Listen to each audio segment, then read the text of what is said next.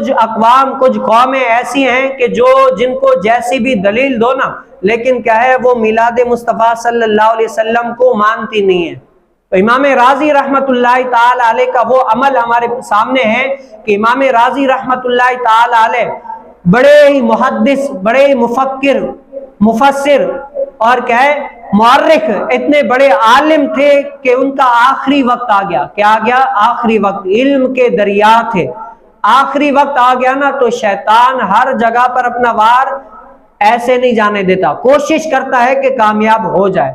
تو جب امام رازی رحمت اللہ تعالی علیہ کا آخری وقت آیا نا تو شیطان اس کے پاس آیا، اے امام رازی تم نے بڑا قرآن پڑھایا، تم نے بڑا قرآن سمجھایا، حدیث مبارکہ پڑھی پڑھائی اور اپنی زندگی کا سارا ہی جو ہے نا وقت اللہ تعالیٰ کے دین میں صرف کر دیا، بتاؤ کہ تم نے قرآن و حدیث سے کیا یہ جانا کہ اللہ تعالیٰ ایک ہے؟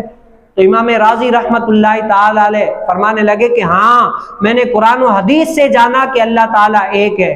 تو شیطان نے کہا اس پر دلیل کیا ہے؟ تو امام رازی رحمت اللہ تعالی علیہ نے دلیل دی کہ یہ دلیل ہے اللہ تعالیٰ کے ایک ہونے پر۔ تو شیطان تو پہلے بڑا عالم تھا نا، فرشتوں کا استاد تھا، انہوں نے کیا کیا کہ امام رازی رحمت اللہ تعالی علیہ کی وہ دلیل کو رد کر دیا کہ یہ آپ کی دلیل پر جو ہے نا یہ اعتراضات ہیں، یہ وارد ہوتے ہیں، اسی لیے آپ کی دلیل قابل قبول نہیں ہے۔ تو امام رازی رحمت اللہ تعالی علیہ نے دوسری دلیل دی، اب شیطان نے دوسری دلیل کا بھی رد کر دیا، اسی طرح تیسری دلیل دی، تیسرے کا بھی رد کر دیا، اسی طرح امام رازی رحمت اللہ تعالی علیہ دلیل دیتے گئے، شیطان رد کرتا گیا۔ وہاں پر امام رازی رحمت اللہ تعالی علیہ کے مرشد کہ جگدہ مرشد ملیا باہو، چھٹے سب غم ہزارہ ہو، میں نہیں وہاں میرا مرشد اچا اچیاں شانہ لائیاں، میرا پیر مریداں تے سر راں ہوتے۔ تو امام رازی رحمت اللہ تعالی علیہ کے اس شیخ مرشد نجم الدین، انہوں نے وہیں سے کیا ہے اپنے مرید کو پانی کا چھینٹا مارا اور کہا کہ اے رازی یہ کیوں نہیں کہہ دیتے کہ میں اللہ تعالیٰ کو بغیر دلیل کے ایک مانتا ہوں؟ کیا مانتا ہوں؟ یہ شیطان ہے، اس کی عادت ہے، آپ کہیں گے کہ اللہ ایک ہے، یہ دلیل ہے، وہ اس کا رد کر کے دوسرا بتائے گا۔ تو کیا ہے آپ شیطان کو یہ کہیں کہ میں اللہ تعالیٰ کو بغیر دلیل کے ایک مانتا ہوں۔ تو یہ امام رازی رحمت اللہ تعالی علیہ کا یہ ایک سبق آموز ہمارے سامنے ہے کہ جو آج بھی ہوتا ہے نا میلاد مصطفیٰ صلی اللہ علیہ وسلم پر بہت ساری حدیث مبارکہ پوچھتے ہیں، قرآن پوچھتے ہیں، کہاں سے ثبوت ہے، کہاں سے؟ تو کیا ہے بڑے ہی علماء اس کی دلیلیں دیتے ہیں، لیکن کیا ہے جن کی قسمت میں نہیں ہوتا نا وہ نہ ہی کرتے ہیں، بھائی ہمیں نہیں۔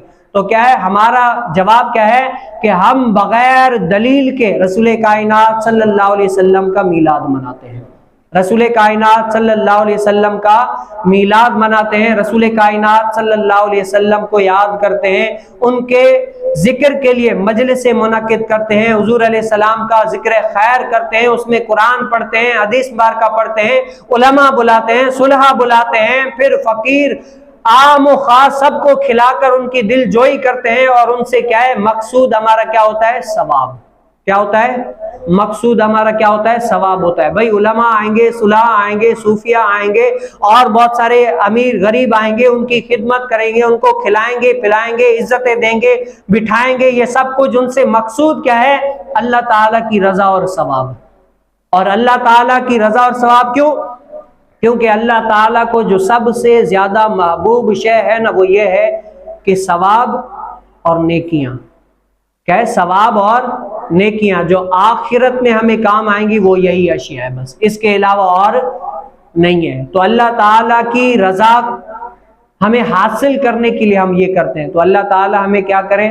میلاد مصطفیٰ صلی اللہ علیہ وسلم منانے کی توفیق نصیب فرمائے، اور رسول کائنات صلی اللہ علیہ وسلم کے ذکر خیر کے لیے مجلس منعقد کرنے کی توفیق نصیب فرمائے۔